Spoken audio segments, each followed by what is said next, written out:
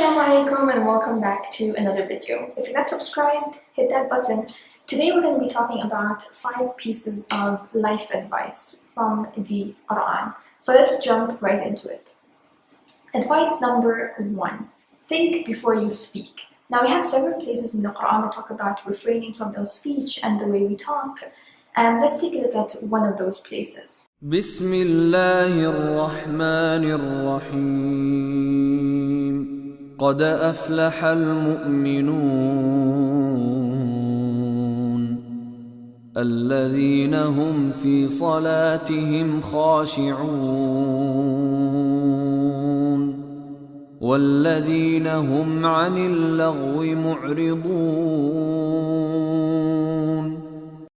So those who have succeeded are those who turn away from ill speech. We also have a hadith from the Prophet that says to speak good or to remain silent.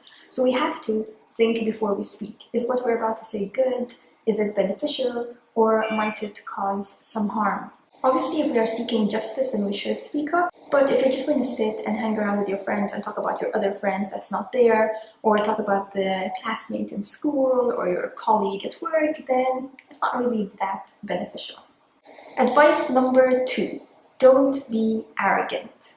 ولا تصعر خدك للناس ولا تمش في الأرض مرحا إن الله لا يحب كل مختال فخور.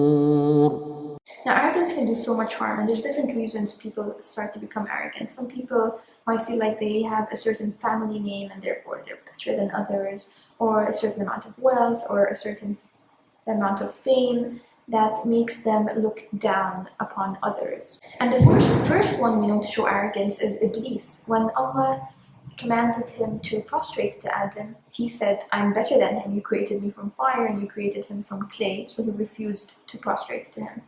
Arrogance brings harm because once you think you are better than others, it affects the way you treat people, the way you act towards people, and the kindness that you show others. We have to always remember where we came from and that we are the same as everyone else. And anything that we have that might be better than someone else's is not from us, but from Allah. So we have to remember that and humble ourselves and be grateful and not be arrogant. Advice number 3. Do not spend extravagantly. Now we have a couple of places in the Quran that talk about extravagance. Let's take a look at ولا تجعل يدك مغلولة إلى عنقك ولا تبسطها كل البسط فتقعد ملوما محسورا. Now Islam tells us not to be stingy and not spend anything, and at the same time not to spend extravagantly. We need to be in the middle, somewhere moderate. Now we fall into the trap nowadays of portraying our lives to be of a certain level, having that certain house, that fancy car, carrying a brand bag. And it's not because we necessarily need it, but it's because we want others to see it. Which brings us back to the earlier point. Don't be arrogant and show off with what you have. Don't spend extravagantly. Spend within your means. Spend moderately. Spend humbly. Do you really need that brand bag? Do you really need that fancy car? Advice number 4. There's no compulsion in religion. لا إكراه في الدين قد تبين الرشد من الغي فمن يكفر بالطاغوت ويؤمن بالله فقد استمسك بالعروة الوثقى لا انفصام لها والله سميع عليم. Now this is another very important one. We are not supposed to force people into our religion. Everyone has their choice and we should respect that and so treat them with respect and kindness. And this also applies to our very own religion. People within our religion, how many times do we see Muslims judging each other and claiming that, oh, you're not a good Muslim, oh, look what she's wearing, why do you dress like that, why do you wear hijab like that? You think people don't realize how they dress and that they don't have hijab on their heads? They know that already. And the only thing we do with these comments at them is push them even further away. And we are very quick to judge and realize other people's flaws, but very slow to realize our own flaws. Number 5, Do not get angry. الذين ينفقون في السراء والضراء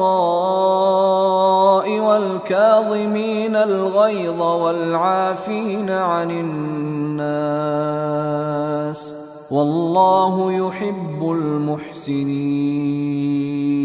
We have in the Quran mentioned several times that restraining anger is important.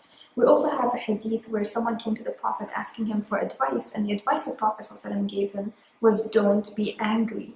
And then he asked for more advice and repeatedly asked for more and more advice, and the Prophet repeated, do not get angry, do not get angry. So this is a very, very important point. And from the Sunnah, we also find advice on how to manage your anger. We are told that if you are in a certain position, change that position. So for example, if you're standing, then sit down. If you're sitting, then lie down, change the position you're on. We're also told go and make wudu when you're angry, because water helps to wash away and calm down that anger. We're also told to stay silent when we're angry. Don't act or speak when you're angry, because those actions you might regret later. So think about it, calm down and then react later. And that's it. Those are the 5 important life lessons from the Quran. I hope that was beneficial, and let's try to implement these lessons, inshallah, into our everyday life. Assalamu alaikum.